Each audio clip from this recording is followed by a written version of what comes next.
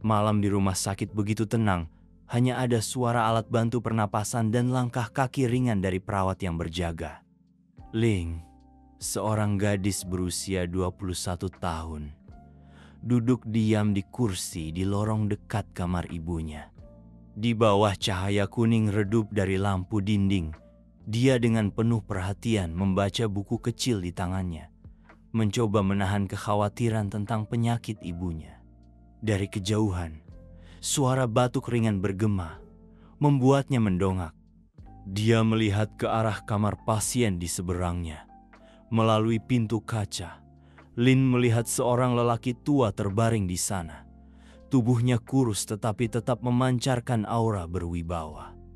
Wajahnya keras tetapi membawa sesuatu yang sangat tenang. Matanya setengah tertutup, tetapi ada sedikit kelelahan dan kesepian. Awalnya, Lin hanya melirik sekilas lalu kembali ke bukunya. Tetapi gambaran itu terus menghantui pikirannya sepanjang malam. Sekitar tengah malam, ketika dia bangun untuk mengambil air untuk ibunya, matanya secara tidak sengaja melirik ke arah lelaki tua itu. Lelaki tua itu masih terbaring di sana, tanpa ada orang di sampingnya. Nampan makanan yang hampir tidak tersentuh diletakkan di atas meja, dingin. Ling berhenti.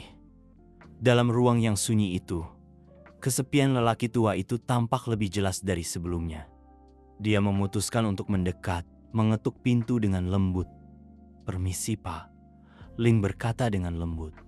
Pak Kwan membuka matanya. Tatapannya sedikit terkejut. Saya adalah kerabat pasien di kamar sebelah. Saya melihat Anda di sini sendirian. Tidak ada yang merawat Anda." Pak Kwan menatapnya, matanya yang dalam seolah berisi cerita yang panjang. Lalu dia tersenyum tipis, senyum yang mengandung kepahitan. "Tidak ada yang punya waktu luang, Nak. Semua orang sibuk." Kata-katanya seperti sebuah pembukaan yang penuh kontradiksi. Ling merasakan bahwa di dalamnya bukan hanya kebenaran sederhana, tetapi juga ketidakberdayaan dan rasa sakit yang sulit diungkapkan dengan kata-kata. Dia tidak mengatakan apa-apa lagi, hanya mengangguk pelan lalu mundur, kembali ke kursinya, tetapi pikirannya tidak bisa fokus pada buku itu lagi. Gambaran lelaki tua yang terbaring sendirian itu terus menghantuinya. Sepanjang malam itu, Ling sesekali melirik ke kamar Pak Kwan. Setiap kali, dia melihatnya diam. Terkadang menatap langit-langit. Terkadang menutup matanya, tetapi sepertinya tidak tidur. Keesokan paginya, saat dia bersiap untuk membeli bubur untuk ibunya, Ling mampir ke kamar Pak Kwan lagi. Dia melihat bahwa nampan makanan dari kemarin masih ada di mejanya, belum dibersihkan. Dia tidak tahan, mengetuk pintu lagi. "Permisi, Pak, apakah Anda perlu bantuan? Saya akan keluar untuk membeli makanan untuk ibu saya. Saya bisa membelikan Anda juga." Pak Kwan sedikit terkejut dengan tawaran gadis muda itu, tetapi mata Lin begitu tulus sehingga dia tidak tega menolaknya. "Jika kamu mau, belikan aku secangkir susu panas." Ling tersenyum, merasakan kehangatan yang aneh merayap di hatinya. "Ya, tunggu sebentar." Dia dengan cepat kembali dengan secangkir susu panas dan sepotong roti. Meletakkannya di atas meja, Ling berkata, "Silakan dimakan. Pak, saya tidak tahu selera Anda, jadi saya hanya membeli yang sederhana." Pak Kwan tersenyum tipis. Untuk pertama kalinya matanya tampak melembut. "Terima kasih, Nak. Sudah lama sekali sejak ada yang peduli padaku seperti ini." Sejak hari itu, Ling mulai lebih memperhatikan Pak Kwan. Setiap kali dia melewati kamarnya, dia akan melihat ke dalam untuk memastikan dia baik-baik saja. Pertanyaan-pertanyaan awal secara bertahap berubah menjadi cerita-cerita pendek setiap hari. Ling tetap mempertahankan kesederhanaannya, tidak menyadari bahwa tindakan kecilnya mengubah hidup seseorang yang tidak pernah dia bayangkan sebelumnya. Hari-hari setelah pertemuan pertama, Ling secara bertahap terbiasa mampir ke kamar Pak Kwan setiap kali dia punya waktu luang. Awalnya, dia hanya membawa barang-barang sederhana seperti bubur panas atau secangkir air hangat, berharap dia akan menggunakannya untuk menjaga kesehatannya. "Pah, ini buburnya. Silakan dimakan selagi masih panas," kata Ling sambil dengan lembut meletakkan semangkuk bubur di atas meja di samping tempat tidur Pak Kwan. Pak Kwan meliriknya. Matanya tajam, tetapi tidak bisa menyembunyikan kelelahannya. "Kamu tidak perlu melakukan ini. Orang tua ini sudah terbiasa hidup sendiri. Aku tidak akan merepotkanmu." "Tidak apa-apa, Pak. Saya memasak banyak bubur. Ibu saya tidak bisa menghabiskannya, jadi saya membawanya ke sini," jawab Ling dengan nada polos, tetapi mengandung perhatian yang tulus. Pak Kwan masih menolak, tetapi akhirnya karena antusiasme Ling, dia mengambil mangkuk bubur itu. Awalnya, dia makan dalam diam, matanya sesekali melirik Ling yang sedang merapikan barang-barang. Lambat laun, dia mulai menunggu kunjungan Ling, meskipun dia tidak mengatakannya. Setiap pagi, ketika dia melihat Ling muncul di pintu dengan senyum cerah, dia merasa hatinya lebih ringan.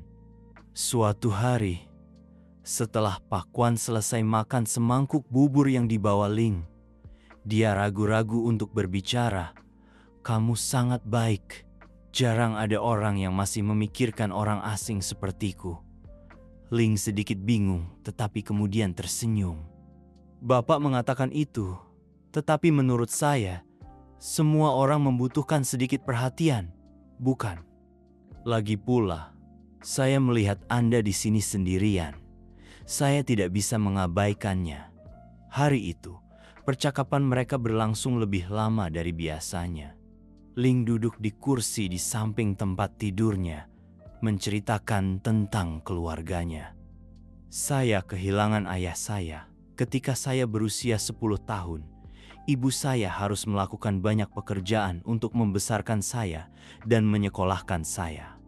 Sekarang ibu saya sakit, saya hanya bisa berusaha merawatnya, seperti yang dia lakukan untuk saya," kata Ling, matanya sedikit sedih.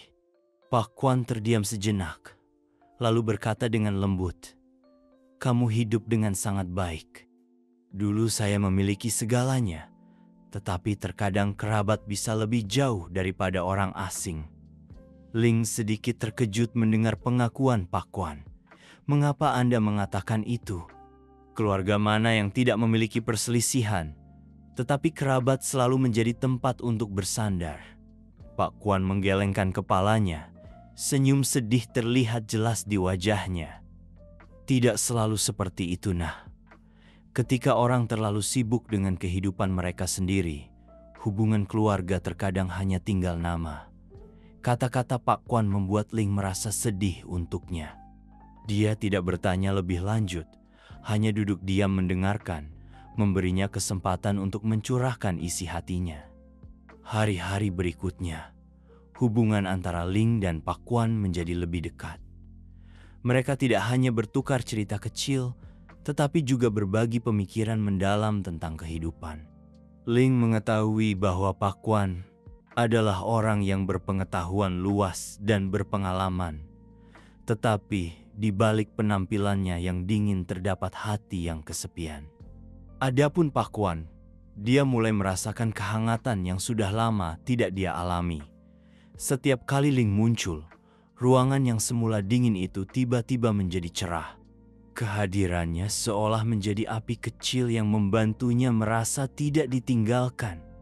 Suatu kali, dia berkata kepadanya, "Tahukah kamu, hari-hari ini aku baru mengerti bahwa terkadang orang asing bisa memberimu penghiburan yang lebih besar daripada kerabat."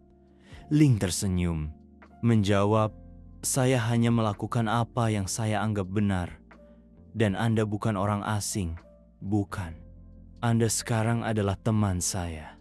Kata-kata itu membuat Pak Kwan tertawa tanpa sadar, tawa lepas yang sudah lama tidak dia rasakan. Dalam hatinya, sosok gadis muda itu menjadi semakin penting. seperti titik terang yang langka dalam hidupnya yang penuh gejolak. Suatu pagi, sinar matahari lembut menyinari melalui jendela rumah sakit, membawa perasaan damai yang langka di ruang yang biasanya suram. Ling seperti biasa, mampir ke kamar Pak Kwan untuk mengantarkan sarapan yang dia siapkan. Ketika dia baru saja mendekati pintu kamar, dia tiba-tiba mendengar suara percakapan yang rendah di dalam. Ling berhenti. Melalui celah pintu yang terbuka, dia melihat seorang dokter paruh baya berdiri di samping tempat tidur Pak Kwan. Suaranya penuh hormat. "Pak Kwan, kami telah menghubungi kantor grup. Jika Anda memerlukan sesuatu yang lain, beritahu mereka, kami akan memprioritaskannya segera." Ling sedikit mengernyitkan dahi. Grup, kantor. Dia berdiri diam, berusaha untuk tidak membuat suara. "Saya tidak ingin mengganggu mereka," jawab Pak Kwan dengan tenang. "Masalah saya tidak perlu dibesar-besarkan." Dokter itu mengangguk, sedikit ragu. "Tapi bagaimanapun, dengan posisi Anda, jika tidak dilaporkan, orang akan mempertanyakannya." "Saya ingin tenang." Percakapan itu berakhir dengan cepat. Dokter itu membungkuk dan berjalan keluar, tidak memperhatikan Ling yang berdiri bersandar di lorong. Dia dengan cepat memalingkan wajahnya, berpura-pura mencari sesuatu untuk menghindari tatapan dokter itu. Ketika dia kembali ke kamar ibunya, Ling tidak bisa menghilangkan rasa ingin tahunya. Dia mencoba mengingat setiap detail dalam kata-kata dokter dan bagaimana Pak Kwan menjawab. Grup besar, kantor, siapa dia sebenarnya? Sepanjang pagi itu, Ling terus berpikir. Dia memutuskan untuk mencari di internet, meskipun dia masih ragu. Dia membuka teleponnya, memasukkan kata kunci sederhana, Kwan, rumah sakit, grup besar. Hasilnya muncul dengan cepat. Serangkaian artikel, gambar, dan informasi muncul, membuat Ling begitu terkejut hingga dia hampir menjatuhkan teleponnya. Bapak Tren Kwan, ketua grup bernilai triliunan dolar Kuantan, salah satu orang terkaya di negara ini. Artikel itu disertai dengan foto yang familiar. Itu adalah Pak Kwan, pria yang telah dia rawat selama 2 minggu terakhir. Pria yang selalu dia pikir adalah orang tua yang kesepian dan tidak diperhatikan oleh siapapun. Ling terpanah. Semuanya tiba-tiba menjadi tidak nyata baginya. Bagaimana mungkin orang yang begitu kuat dan kaya berada di rumah sakit ini sendirian? Mengapa dia tidak memiliki kerabat, asisten, atau tim perawatan di sisinya? Malam itu, saat duduk di samping ibunya, Lin terus berpikir. Dia diam-diam bertanya pada dirinya sendiri. Dia orang yang begitu kaya, mengapa dia hidup seperti orang biasa?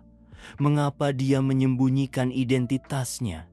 Keesokan harinya, ketika dia bertemu Pak Kwan lagi, Lin tidak bisa menjaga matanya tetap normal seperti sebelumnya.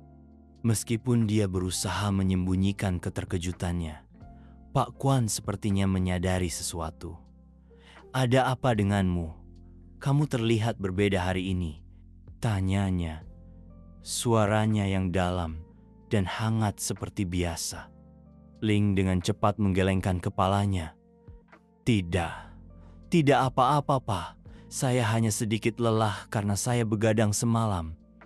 Namun, dalam hati Ling, perasaannya campur aduk. Dia tidak tahu bagaimana menghadapi Pak Kwan setelah mengetahui yang sebenarnya. Gambar-gambar di koran, informasi tentang dia membuatnya merasa bahwa jarak di antara mereka jauh lebih besar daripada yang dia bayangkan. Dia adalah ketua dari sebuah grup besar, seseorang yang memiliki segalanya. Tetapi mengapa dia memilih untuk berada di sini sendirian? Apakah dia sengaja menyembunyikan rasa sakit? Lin memutuskan untuk tetap diam, tidak bertanya apa-apa lagi. Bagaimanapun, dia masih ingin menjaga hubungan sederhana di antara mereka, seperti hari-hari pertama. Tetapi jauh di lubuk hatinya, dia tahu bahwa semuanya tidak akan pernah sama lagi. Setelah mengetahui identitas Pak Kwan, Ling tidak bisa tidak merasa terkejut dan bingung. Tetapi dia memutuskan untuk tetap seperti apa adanya, masih merawat dan berbicara dengannya secara alami. Dia mengerti bahwa tidak peduli siapa dia, Pak Kwan yang dia kenal tetaplah pria yang kesepian yang membutuhkan lebih dari sebelumnya. Pagi itu, Lin membawa sekotak bubur panas seperti biasa. Dia memasuki kamar Pak Kwan, senyumnya masih berseri-seri seperti biasa. "Selamat pagi, Pak. Saya membuat bubur ayam untuk sarapan. Cobalah dan lihat apakah Anda menyukainya," katanya, meletakkan kotak bubur di atas meja. Pak Kwan mengangkat kepalanya, matanya lebih lembut dari biasanya. "Kamu tidak perlu bersusah payah seperti ini, Lin." "Tidak apa-apa, Pak. Saya juga memasak untuk ibu saya. Saya hanya membawa sisanya untuk Anda." Pak Kwan tertawa, tawa yang langka tetapi penuh kehangatan. Dia menerima kotak bubur dari tangannya, hatinya dipenuhi rasa terima kasih. Lambat laun, percakapan di antara mereka semakin lama. Ling tetap mempertahankan kepolosannya, menceritakan kepadanya tentang kenangan masa kecilnya, tentang hari-hari sulit ketika ayahnya meninggal lebih awal, dan ibunya harus berjuang sendirian untuk menghidupi keluarga. "Tahukah Anda," kata Lin, matanya menerawang, "setiap kali saya melihat ibu saya terbaring di tempat tidur rumah sakit, hati saya sangat sakit. Tetapi saya pikir, selama ibu saya ada di sisi saya bersedia melakukan apa saja." Pak Kwan mendengarkan dalam diam, hatinya seperti diremas. Dia melihat dalam dirinya citra ketahanan yang telah lama hilang. "Bagaimana dengan Anda, Pak?" Lin bertanya, matanya menatapnya dengan penuh rasa ingin tahu. "Bagaimana dengan keluarga Anda? Mengapa mereka tidak mengunjungi Anda?" Pak Kwan ragu-ragu, sedikit kesedihan di matanya. "Mereka sangat sibuk, masing-masing memiliki kehidupan sendiri. Terkadang, kerabat lebih jauh daripada orang asing, Nak." Ling tidak bertanya lebih lanjut, hanya dengan lembut meletakkan tangannya di atas tangan Pak Kwan sebagai penghiburan. "Tahukah Anda, bersama Anda, saya merasa seperti bersama keluarga saya yang sebenarnya." Pak Kwan menatapnya, matanya bersinar dengan emosi. "Dan saya," katanya lembut, "merasa muda kembali." Hari itu, Pak Kwan menyarankan agar mereka berjalan-jalan di taman rumah sakit. Ling dengan senang hati menerima, memegang tangannya saat mereka berjalan melalui jalur kecil yang teduh. Udara segar dan aroma bunga yang samar meredakan semua kesedihan. Ling berjalan sambil menceritakan kisah-kisah lucu, mimpi-mimpi yang pernah dia miliki, tetapi tidak berani dia kejar. "Saya dulu ingin membuka toko buku kecil," kata Lin, matanya berbinar. "Tempat di mana orang bisa datang, membaca buku, dan menemukan kedamaian. Tetapi saya tahu, mimpi itu sangat jauh. Tidak ada mimpi yang terlalu jauh jika Anda memiliki tekad yang cukup," jawab Pak Kwan, suaranya dalam dan hangat. "Terkadang, hanya kesempatan kecil yang bisa mengubah seluruh hidup seseorang."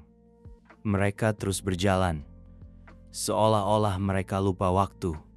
Kisah-kisah Lin seperti angin segar, meniupkan kehidupan ke dalam hati Pak Kwan yang dia pikir telah lama hilang. Melihat Lin tersenyum di sampingnya, Pak Kwan tiba-tiba menyadari bahwa gadis muda ini telah mengambil tempat penting di hatinya. Tetapi dia tidak mengatakannya, takut dia akan salah paham atau merasa tertekan oleh perbedaan usia dan status mereka. Adapun Ling, dia tetap mempertahankan kepolosannya, tidak menyadari bahwa di mata Pak Kwan, dia bukan hanya teman, tetapi juga cahaya yang membantunya menemukan kembali makna hidup.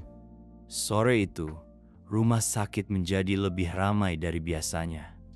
Dari kejauhan, Ling melihat seorang wanita berpakaian elegan dan seorang pria jangkung dan sopan berjalan cepat menuju kamar Pak Kwan.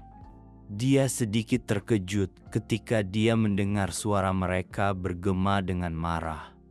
Ayah dirawat di rumah sakit dan tidak memberitahu kami. Jika bukan karena seseorang di perusahaan yang memberitahu kami mungkin tidak akan tahu apa-apa. Suara wanita itu, yang tampaknya adalah putri Pak Kwan, terdengar dengan nada menuduh. Ling tidak berani memasuki ruangan, tetapi hanya berdiri di dekat koridor, mendengarkan percakapan itu. Di dalam ruangan, Pak Kwan duduk bersandar pada bantal. Wajahnya tenang tetapi sedikit lelah. Ayah tidak ingin mengganggu kalian, itu hanya rasa sakit ringan, tidak ada yang serius. Pria yang menemaninya, Hung, melihat sekeliling ruangan dan mengerutkan kening. Tidak mengganggu. Lalu siapa yang merawat ayah selama ini? Sebelum Pak Kwan sempat menjawab, Tu, putrinya, dengan cepat menyadari tanda-tanda yang tidak biasa. Handuk hangat masih diletakkan di atas meja, sekotak bubur masih tertutup rapat, dan sebuah buku kecil dengan tulisan tangan feminin yang berisi pesan. Siapa itu? Siapa yang melakukan semua ini untuk ayah? Tu curiga, matanya tajam seolah ingin segera menemukan jawabannya. Saat itu, Ling tanpa sadar melangkah maju, memegang secangkir air panas yang ingin dia bawa untuk Pak Kwan seperti biasa. Begitu mereka melihatnya, Hung dan Tu segera mengalihkan pandangan mereka untuk menyelidiki. Siapa kamu? Tu bertanya, suaranya kasar. Apakah kamu yang merawat ayahku? Ling sedikit bingung, tetapi dia masih berusaha untuk tetap tenang. Ya, saya hanya kerabat pasien di kamar di seberang. Saya melihat dia sendirian di sini, jadi saya hanya membantu sedikit. Tu menyeringai, matanya penuh keraguan. Melihat sendirian? Atau apakah Anda punya motif lain? Seorang gadis muda, cantik, tiba-tiba dengan baik hati merawat orang tua kaya seperti ayah saya. Tidak perlu dikatakan lagi apa yang Anda inginkan. Nona Tu, Pak Kwan berkata dengan keras, matanya marah. Kamu tidak boleh berbicara seperti itu kepada Ling. Dia orang yang baik, tidak seperti yang kamu pikirkan. Hung berdiri dengan tangan disilangkan, suaranya dingin. Ayah, kami tidak ingin bersikap kasar, tetapi jelas dia bukan hanya orang yang baik hati. Gadis seperti itu, bukankah menurut ayah itu mencurigakan? Ling berdiri di sana, merasa terluka. Dia menundukkan kepalanya, suaranya lembut tetapi tegas. Saya tidak punya niat apapun, saya hanya berpikir dia membutuhkan perhatian, dan saya melakukannya dari hati saya. Dari hatimu? Tuh tertawa sinis. Kamu tahu cara berbicara, tetapi kamu harus ingat, ayah saya tidak kekurangan orang yang peduli. Dan kami tidak mengizinkan siapapun untuk mendekatinya dengan niat buruk. Pak Kwan menatap langsung ke mata kedua anaknya. Suaranya merendah tetapi tegas. Apakah kalian pikir semua orang hanya melihat uang ayah? Pernahkah kalian bertanya-tanya mengapa ayah membutuhkan orang asing untuk peduli? Ayah, kami hanya melindungimu, bantah Hung. Melindungi ayah dengan mengusir seseorang yang tulus. Pak Kwan menekankan. Suasana di ruangan itu menjadi sangat tegang. Lin menyadari bahwa dia tidak boleh tinggal lebih lama lagi. Dia membungkuk dan diam-diam meninggalkan ruangan. Hatinya kacau, tidak tahu apakah harus melanjutkan atau berhenti. Di belakang, Pak Kwan memanggilnya, Tetapi Ling tidak berbalik. Dia tahu bahwa dia membutuhkan waktu agar semuanya mereda sehingga Pak Kwan dan keluarganya dapat menyelesaikan masalah mereka sendiri. Ling berjalan cepat melewati koridor yang panjang. Setiap langkah membawa beban berat di hatinya. Di belakangnya, Pak Kwan berdiri diam. Matanya yang sedih mengikuti sosok kecil gadis muda itu yang telah membuatnya menemukan kembali makna hidup setelah bertahun-tahun kesepian. Tetapi sekarang, dia berjalan keluar dari hidupnya. Sejak Ling pergi, kamar Pak Kwan menjadi lebih dingin dari sebelumnya. Dia berbaring di tempat tidur, menatap langit-langit, tidak mau makan. Setiap kali perawat membawakan makanan, dia hanya menggelengkan kepalanya, berkata dengan lembut, "Biarkan saja di sana." Hung dan Tu lebih sering datang ke rumah sakit. Tetapi kehadiran mereka tidak membuat Pak Kwan merasa lebih baik. Meskipun mereka mencoba untuk berbicara, dia hanya menanggapi dengan beberapa kata pendek atau anggukan acuh tak acuh. Dalam hatinya, kekosongan besar semakin melebar. Kekosongan yang ditinggalkan Lin. Kesehatan Pak Kwan secara bertahap menurun. Batuknya menjadi lebih sering. Tubuhnya menjadi lebih kurus. Dokter mengingatkan Hung dan Tu bahwa dia perlu menjaga semangatnya, tetap optimis. Tetapi mereka berdua hanya bisa diam. Suatu sore, ketika dia datang mengunjungi ayahnya, Tu melihat perbedaan yang jelas. Pak Kwan tampak lebih lelah dari sebelumnya, matanya kosong.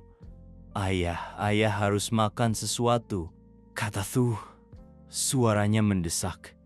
"Tidak perlu," jawab Pak Kwan. Suaranya lemah. "Ayah tidak merasa lapar. Ayah tidak bisa seperti ini terus. Ayah menghancurkan diri sendiri," Tu berkata dengan keras.